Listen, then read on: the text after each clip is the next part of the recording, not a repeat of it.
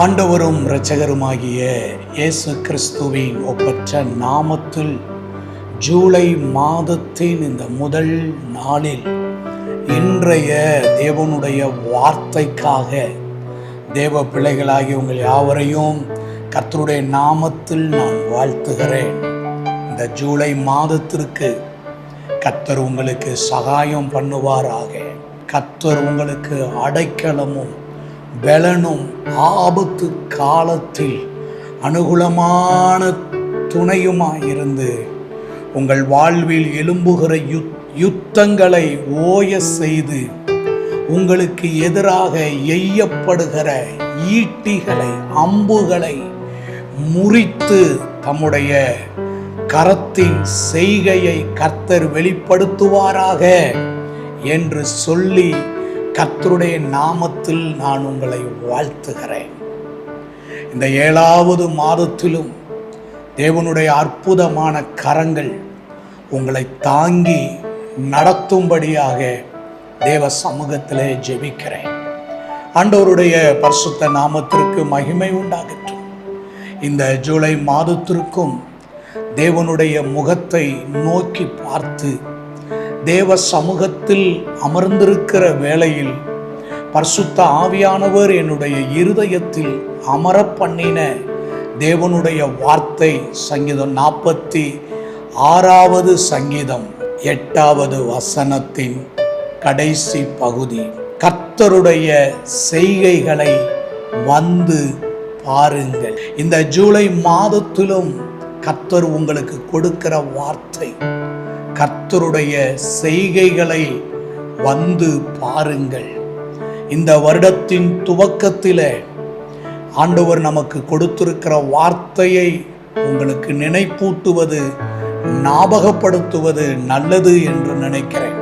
யாத்திராகமம் 34:10 உன்னோடு கூட இருக்கிற உன் ஜனங்கள் எல்லாரும் கர்த்தருடைய செய்கையை காண்பார்கள். இந்த மாதத்திலும் தேவனுடைய பிள்ளைகளாகிய நம்மை பார்த்து ஆண்டவர் சொல்லக்கூடிய வார்த்தை, என்னுடைய செய்கைகளை வந்து பாருங்கள்.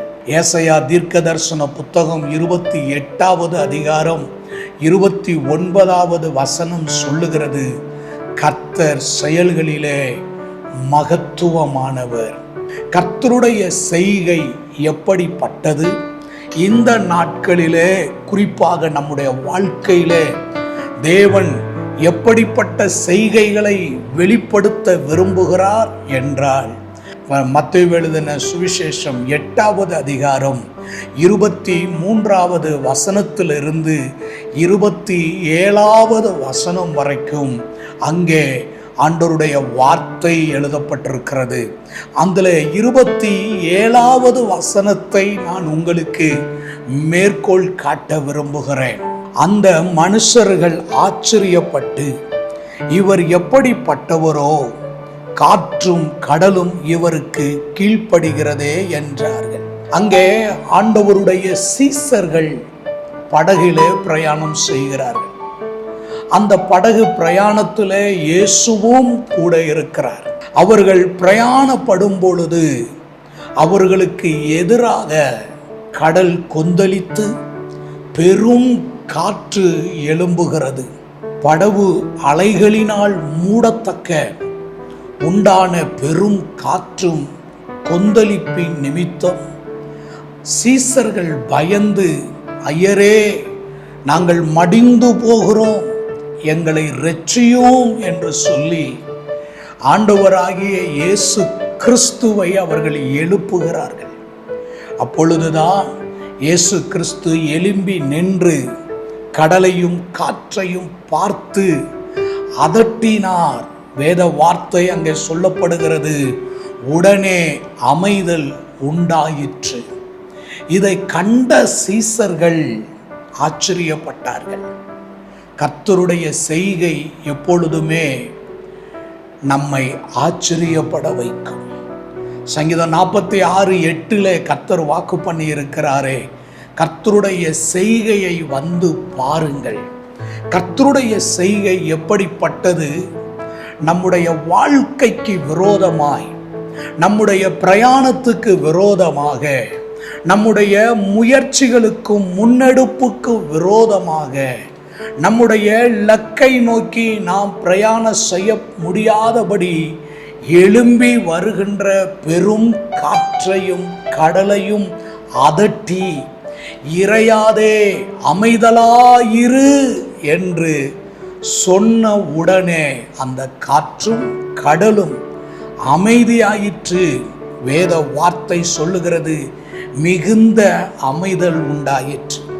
இந்த ஜூலை மாதத்தில் கர்த்தருடைய செய்கை எப்படி உங்களுடைய வாழ்க்கையில் வெளிப்பட போகிறது என்றால், உங்களுக்கு எதிராக எழும்புகிற பிரச்சனைகளை, உங்களுக்கு எதிராக எழும்புகிற போராட்டங்களை, உங்களுடைய பிரயாணத்துக்கு விரோதமாய், உங்களுடைய காரியங்களுக்கு விரோதமாய், உங்களுடைய இலக்குக்கு விரோதமாய் எது எல்லாம் எழும்பி வருகிறதோ, எதெல்லாம் ஒரு கொந்தளிப்பாய் நிற்கிறதோ, எதெல்லாம் உங்களை அமைதலற்ற செய்து பயப்படுத்தி மடிந்து போய் விடுவோமோ, மூழ்கி போய் விடுவோமோ, ஒன்றும் இல்லாமல் ஆகி விடுவோமோ என்று சொல்லி நீங்கள் எந்த காரியத்திற்கு பயப்படுகிறீர்களோ அந்த காரியத்தை ஆண்டவர் அதட்டி உங்கள் வாழ்க்கையிலே மிகுந்த அமைதலை தரப்போகிறார்.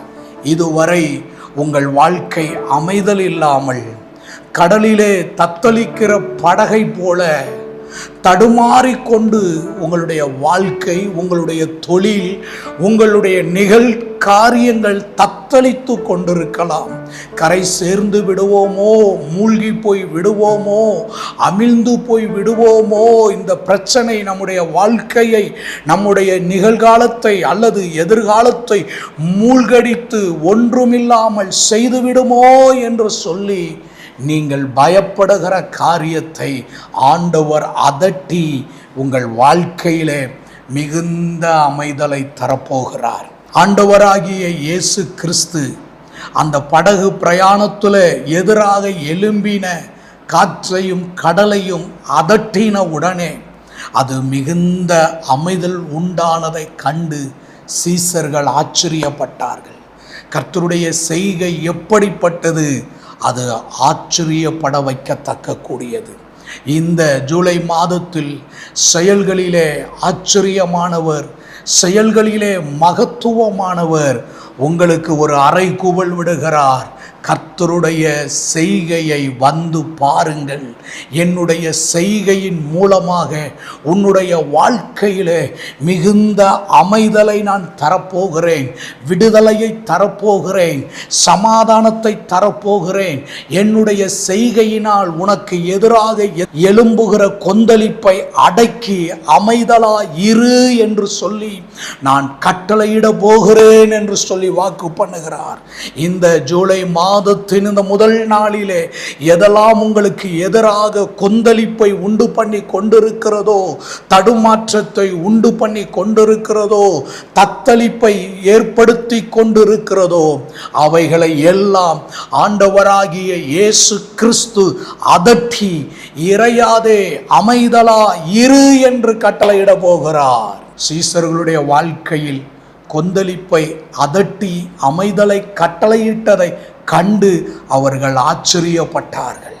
இவர் எப்படிப்பட்டவரோ, காற்றும் கடலும் இவருடைய வார்த்தைக்கு கீழ்ப்படுகிறதே என்று சொல்லி ஆச்சரியப்பட்டார்கள்.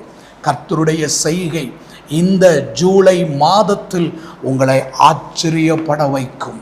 கர்த்தருடைய செய்கை உங்களுடைய கண்ணீரை துடைக்கும்.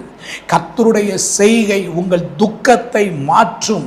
கர்த்தருடைய செய்கை உங்களுடைய குறைவை நிறைவாக்கும். கர்த்தருடைய செய்கை உங்களை பலப்படுத்தும். கர்த்தருடைய செய்கை உங்களை நிலைநிறுத்தும். சோர்ந்து போகாதிருங்கள்.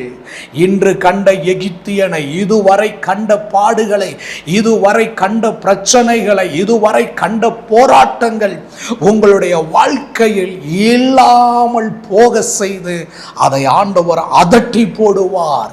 அதிலே அமைதலை ஆண்டவர் கட்டளையிடுவார்.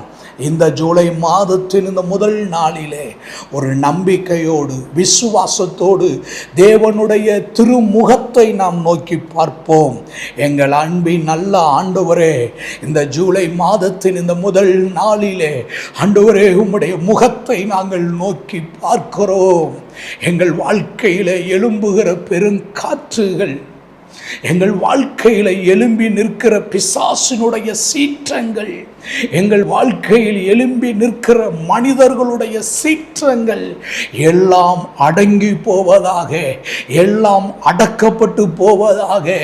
எங்கெல்லாம் கொந்தளிப்பு எழும்பி இருக்கிறதோ அங்கெல்லாம் ஒரு அமைதலை கட்டளையிடுவீராக. நீர் சொல்ல ஆகும், நீர் கட்டளையிட நிற்கும் என்ற அந்த வார்த்தையின் மேல் எங்களுடைய விசுவாசத்தையும் நம்பிக்கையும் வைக்கிறோம். உம்முடைய திருக்கரத்தில் ஒப்பு கொடுக்கிறோம். இயேசு கிறிஸ்துவின் நாமத்தில் பிதாவே, ஆமென், ஆமென். கர்த்தர் நம்மை ஆசீர்வதிப்பாராக.